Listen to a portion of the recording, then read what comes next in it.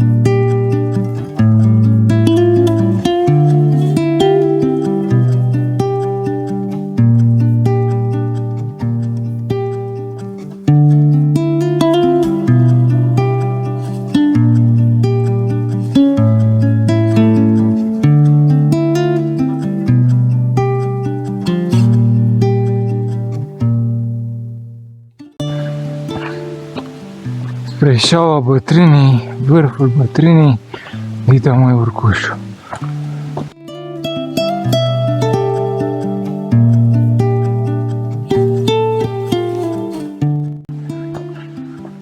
Urcuș, mult urcuș și mai mult urcuș.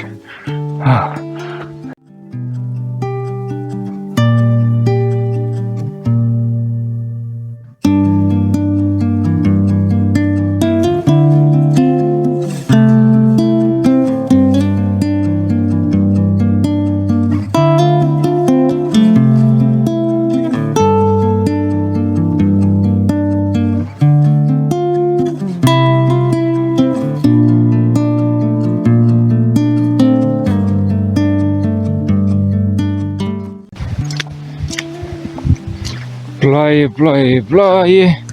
Dați ce a făcut pe jos. O să flash că ud tot. Ud. Mergem la Șaua lui bătrâna.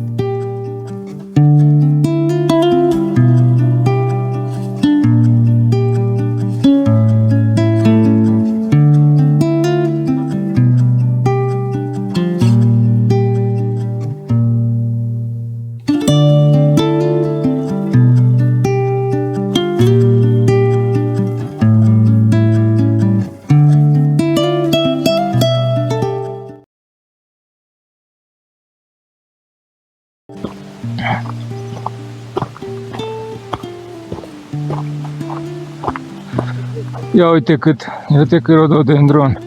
Asta te arătăm. Ma.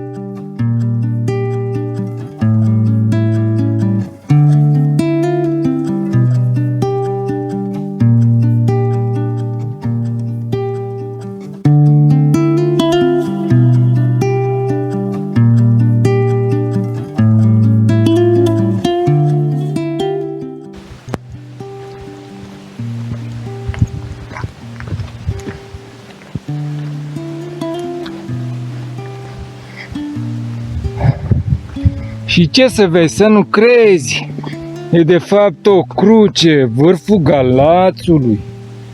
Ce, boss?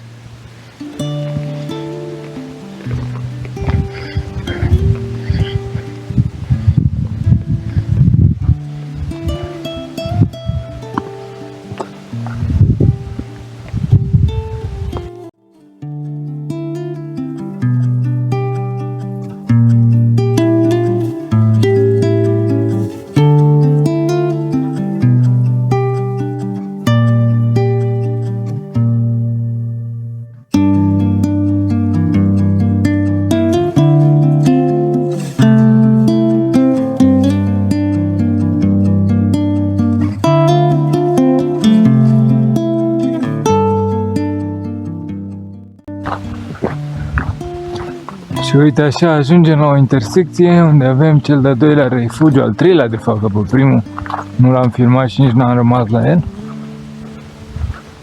Noi vrem să mergem la următorul.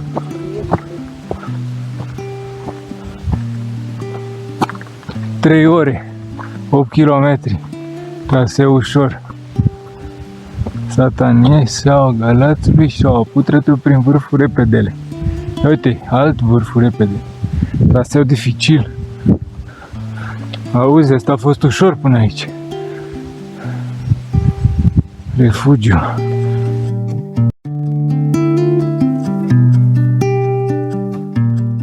Papa, refugiu frumos. Mulțumim că ne-ai găzduit. A fost bine. Ne-a plătit de ploaie. Uite ce dimineață superbă. Pa.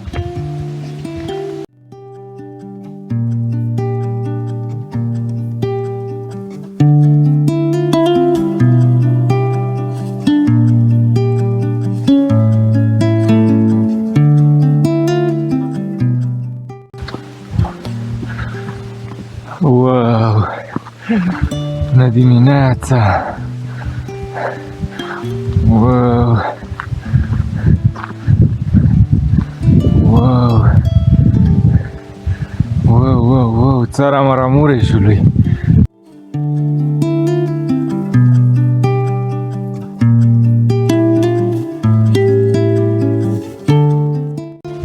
Bună dimineața! Dimineața! Este ultima zi, dia 4. Da, se coborâm spre complexul turistic Borșa. Sperăm să ajungem repede. Da, am fi vrut să stăm mai mult, dar da, suntem dedicați de anumite circunstanțe. Data viitoare să facem și restul traseului.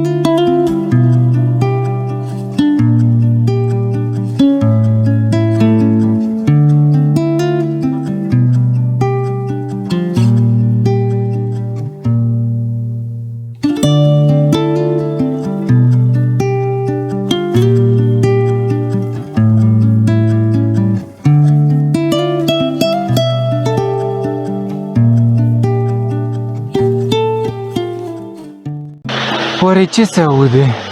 Wow! Wow! Ce e aici, frate? Oh, ce frumusețe de cascadă!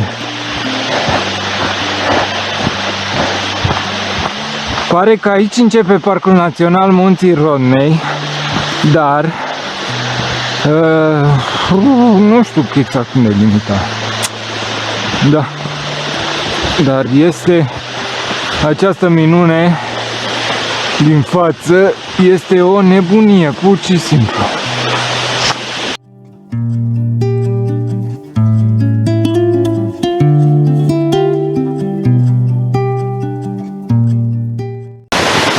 Să o vedem în toată splendoarea ei.